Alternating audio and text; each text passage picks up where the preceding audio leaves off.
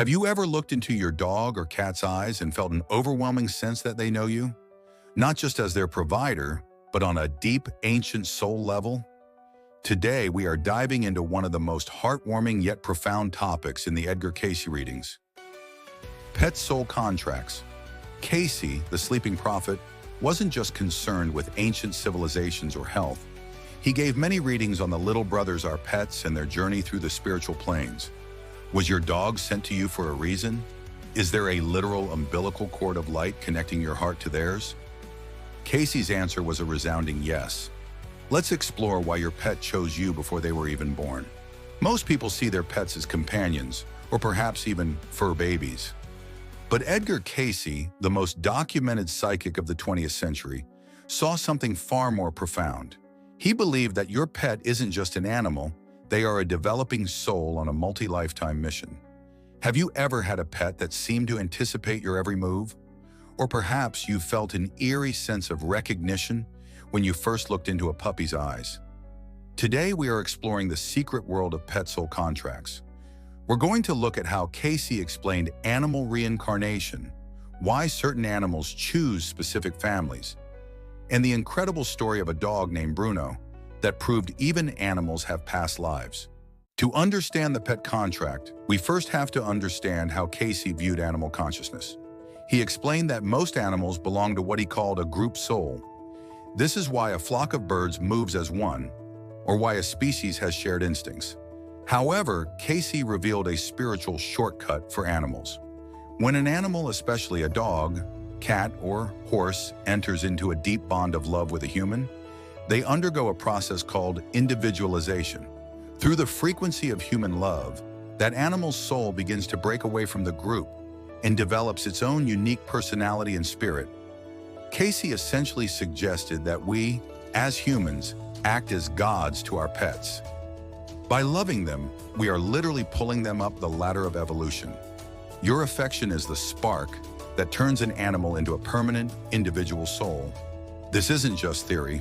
In 1933, Edgar Cayce gave a fascinating reading for a woman regarding her beloved dog, Bruno.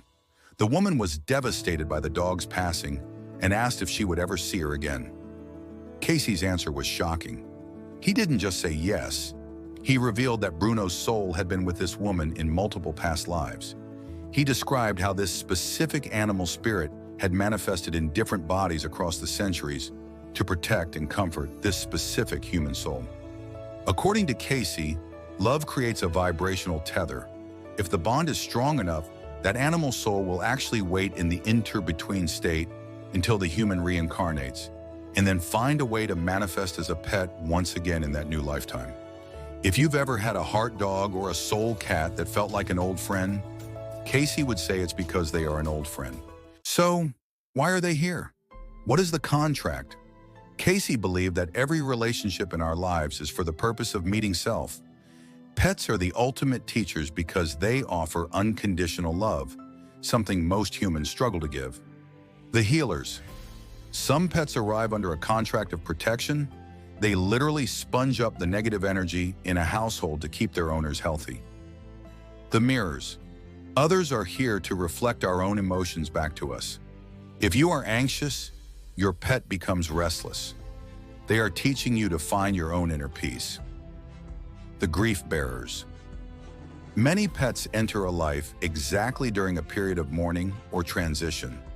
Their contract is to provide the emotional bridge that keeps the human soul from descending into despair.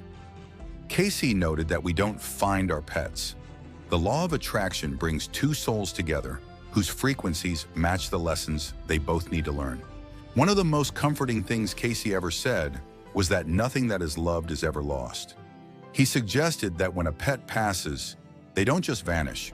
Their consciousness remains near the owner for a period of time, which explains why so many people report hearing phantom paw prints or feeling a weight on their bed after a pet dies. In the higher dimensions, these individualized animal souls continue to grow. Cayce hinted that eventually, after many cycles of being loved by humans, these animal spirits can eventually evolve into human consciousness in a future age. By loving your pet, you are participating in a cosmic act of soul building. The next time you look at your pet, remember that you aren't just looking at an animal. You are looking at a soul that may have traveled across oceans and centuries just to be by your side today. You are their teacher, but more importantly, they are yours. So, what is the contract? Cayce suggested that souls travel in groups. The pet on your couch right now likely agreed to manifest in your life to teach you a specific lesson, usually unconditional love. Look at the golden cord in this image. It connects the human heart to the animal. Cayce believed this energy is recorded in the Akashic records. How do you know if you have this contract?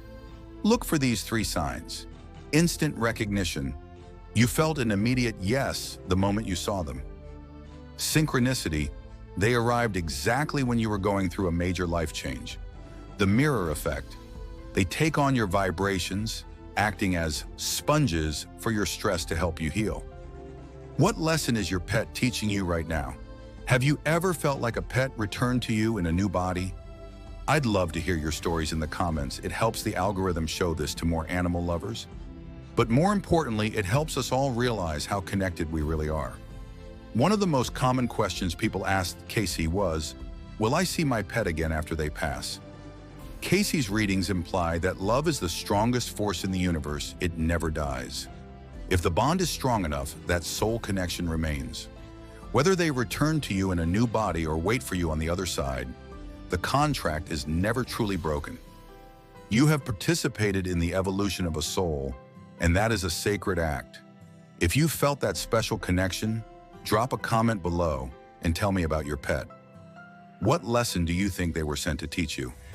And if you want to see more of what Cayce predicted for our future, check out my video on the Hall of Records linked right here to see what else Cayce predicted for the coming years. Until next time, keep seeking the light.